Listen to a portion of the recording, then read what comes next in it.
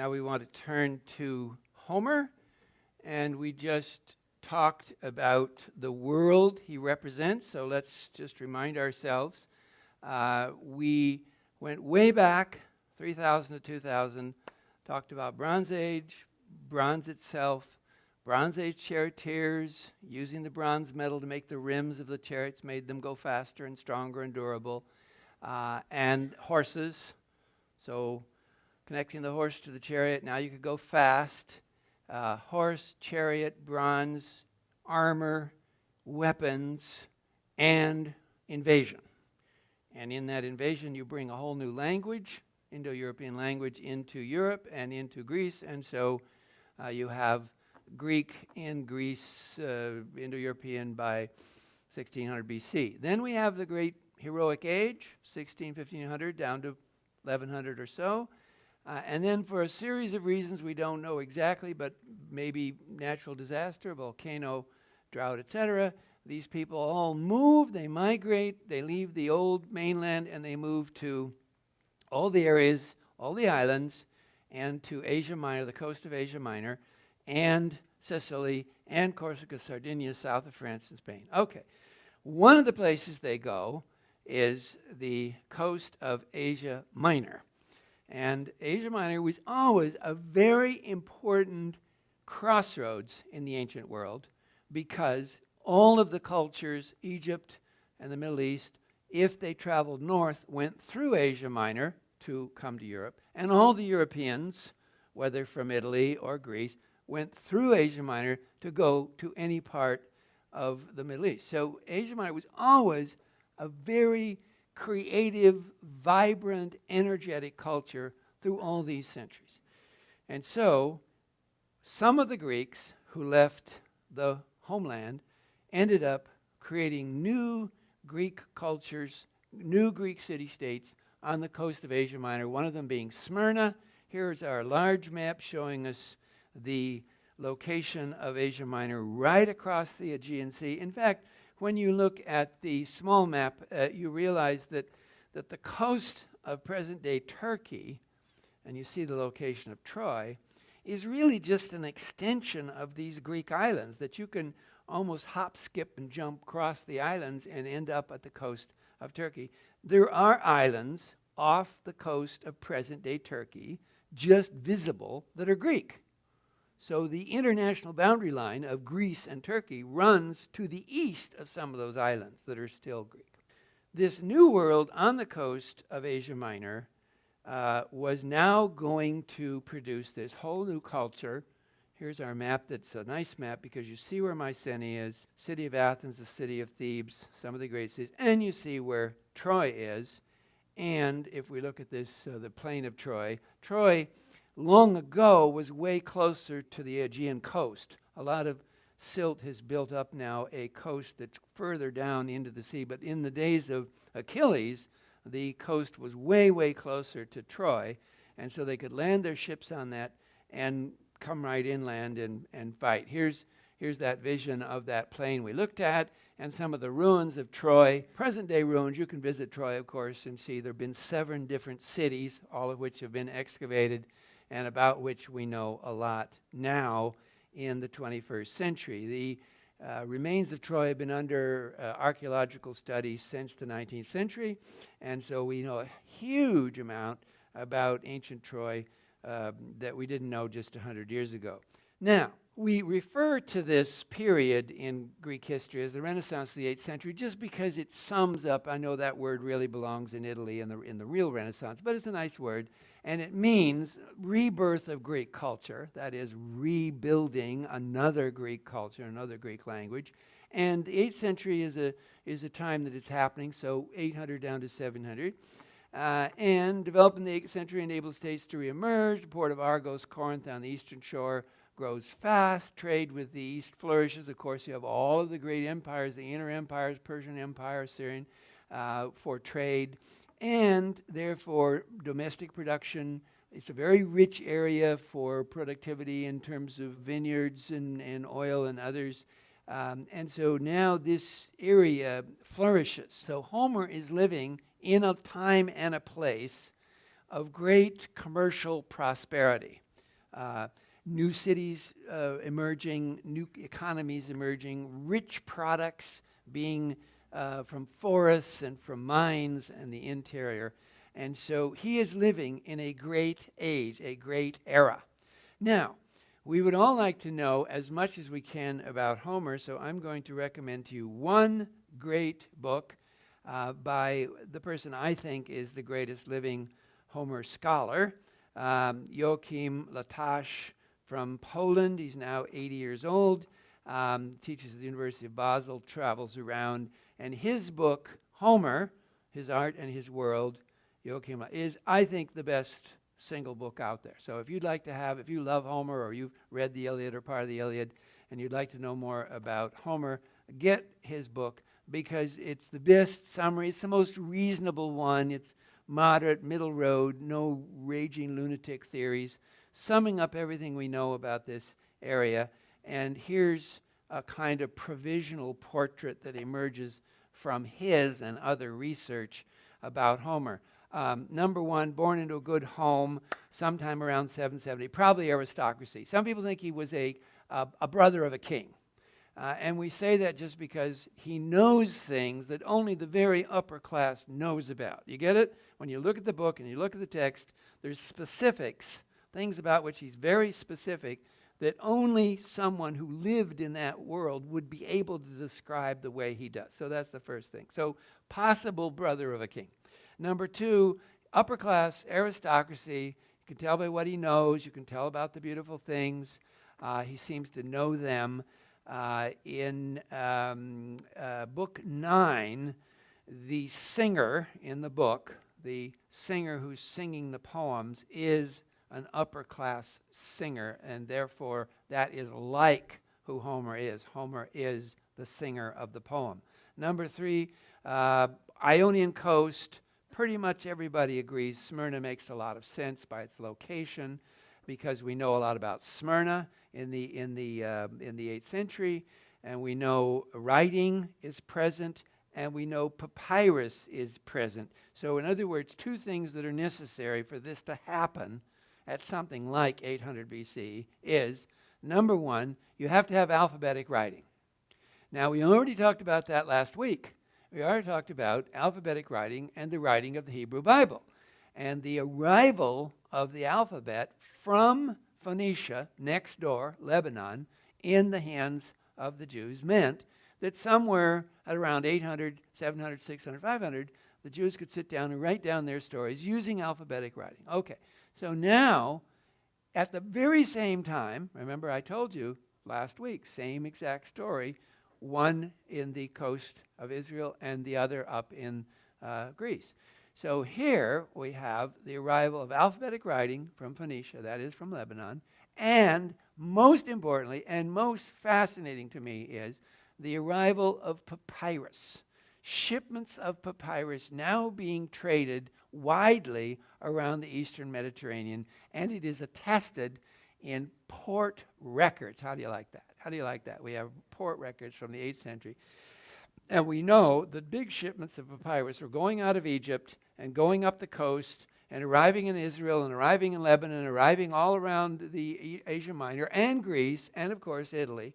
And this is the mark, the arrival of large shipments of papyrus is the mark of alphabetic literacy, because that's why it's arriving, you see. You see, new people, a lot of new people writing with alphabet means they need something to write on. And you can't just have all, 500,000 people of your population out there writing on the stones. There aren't enough stones. So you've got to have something better, right? Right? It's not very good to be scratching into stone. If you've got the alphabet, you want paper, papyrus, and that's when you get it. That's just when you get it. It arrives just when people need it, and of course it would, because the traders are coming back to Egypt and saying, hey, we got a great market here for papyrus. Plant some more of those things. Get them into the Nile. Get them into the water there, and we'll get the papyrus. So papyrus arrives just exactly in time so that our Homer can sit down and write the poem we are talking about right now. Number 5, Homer. Here's the old heroic songs, and therefore this is very, very important for all of us to understand. I went through that whole Bronze Age territory invasion, heroic age, because you want to realize that when the invaders came, they brought a lot of these characters and a lot of these stories and gods and language with them and left them in Mycenae, and Mycenae developed them. Now, when the Greeks migrate in the bad times, volcanoes, drought, they carry with them their language, of course, their stories, of course, their gods, of course. They carry the Iliad with them. Get it? See, they're carrying the old stories with them. And by the time Homer is hearing that story in Smyrna, they're 1,000 years old plus. Get it? See, there's a 1,000-year interval between the arrival of all these people with these stories and Homer writing it down. Exactly the way there's a 1,000 gap between Abraham and his stories arriving in the land, and 1,000 years later, Jeremiah and his scribe writing it down. Exactly the same chronology. How do you like that? Alphabet, provocation to learn, provocation to write. Now I need something to write on. Bang, write down our stories. Let's write them down so everybody can see them. Okay. Next thing about Homer, probably learned to read and write as a youth because he's growing up in a fancy, maybe even royal family. Number 7, travels all over the Eastern Mediterranean. He knows geography extremely well. He never makes a mistake. Size of the Greek world is small, but you could travel a lot in those little boats all around. And so you can travel from Troy, you can go all the way to Crete, you can go all the way up and down, etc. Number 8, at about age 40, if we're guessing his birth date correctly, it's something like 780, 790, something like that. So in the beginning of the 8th century, somewhere there. At about age 40, Homer became famous as the author of the Iliad, and his name is never detached ever again from the book. So he is alive when people begin to say Homer wrote this. Number 8 continued. Homer wrote this himself. That is, he didn't have a team writing it. It wasn't a committee process. Probably had a scribe, probably dictated it to a scribe, particularly if he's upper class or royalty, had a scribe. Number 9, extra parts of the Homeric sections can't be known with certainty, but some parts can be recognized as extraneous. So, for example, if you read through the whole Iliad, you can find sections that are just a little bit different. There are different reasons. And you can guess that that section might have been interpolated later by some editor. So in general, we think we have a correct text. But of course, there's a big gap between Homer and our first text. And so it's a possibility of a little bit. Authorship of Odyssey, we're not even going to get into that tonight. Number 11, Homer gives fresh expression of the new aristocratic confidence. That is the 8th century, the world of Smyrna and that wonderful new Renaissance world. Therefore, here's the key thing, by his death, something like 700, let's say he had a long life and was born in 780 or something like that, might have lived down to close to 700, the fame of his creations have become so great as to inextricably link his name to his 2 creations, that is to both poems, and never to be forgotten. So I say there, what are the chances that someone else really wrote it, but their name was lost? It's inconceivable. It's inconceivable. And there are all kinds of books, that have this person and that person writing this, not Homer. And I say, nonsense. It's not such a puzzle. Now, here's my proof, is the Pithecusi cup. Now, Pithecusi is so cute, and it's such a wonderful word. It's the Greek name for Ischia. Ischia is a little island off the coast of Italy, so right north of Capri is Ischia. But the Greeks called it Pithecusi. That meant the island of the monkeys. And that was because when the Greeks got there, they found monkeys. So they called it Pithecusi, meaning island of the monkeys. No one could figure out how the monkeys got there. And you can imagine a Greek arriving on this pretty little Italian island, wondered what the hell were all these monkeys doing here? How'd they get here? And I'm talking 800 BC. I mean, I'm talking way, way, way back. It's the Pithecusi cup because it comes from the island of Ischia, which means Pithecusi in Greek. Okay, so the Pithecusi cup, a little reproduction of it, a little copy, a little thing of what it looks like up there in the left corner, and the actual pot on the right is a very, very precious Greek pot found on the island of Ischia in 1953. So a post-war accidental discovery on this island.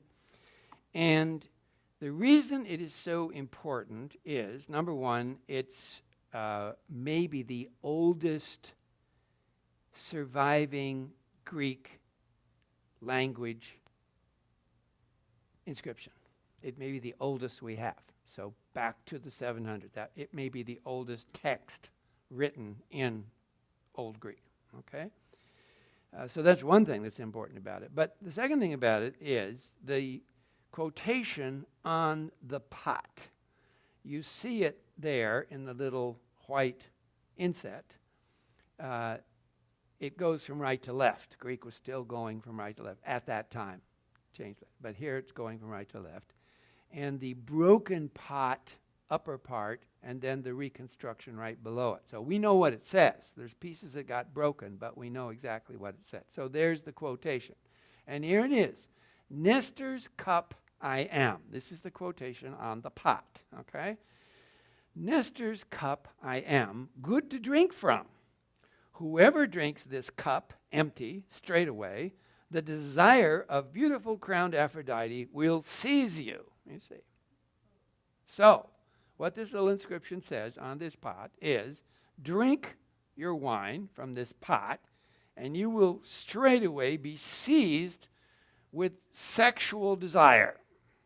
It'll be like you took your Viagra. It'll just be, wah! So, why is this so important? Well, number one, it is a reference to the Iliad. It's a reference to Nestor's cup in the Iliad. Therefore, this pot, which was not an expensive, fancy king's pot, so it means that hundreds, if not thousands of them were made by this company.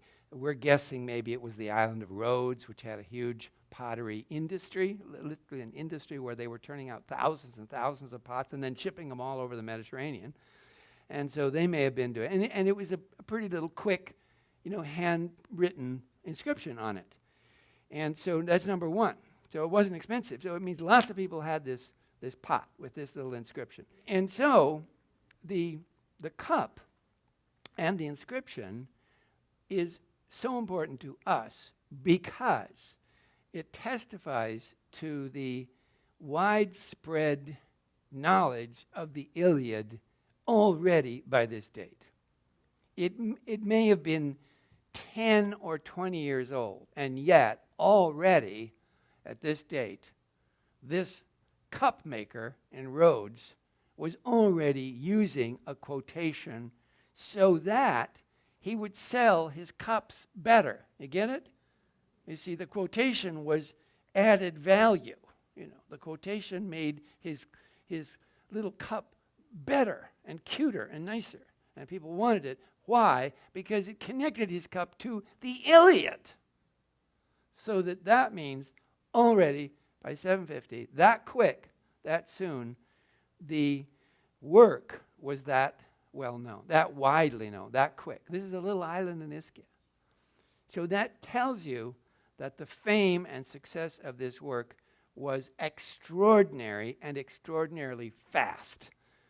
And it is connected to the name of Homer. So I don't think that we have to doubt who wrote it. We may not know a lot about him, but we, I think, can conclude it was created on the coast of Asia Minor by this figure, Homer. And here are our two works, the Iliad and the Odyssey. And these are the translations that I recommend to everybody, and I'm happy to hold them up so that not only you see it on the screen, but you see it in my hand, so you're seeing it actually in the live copy.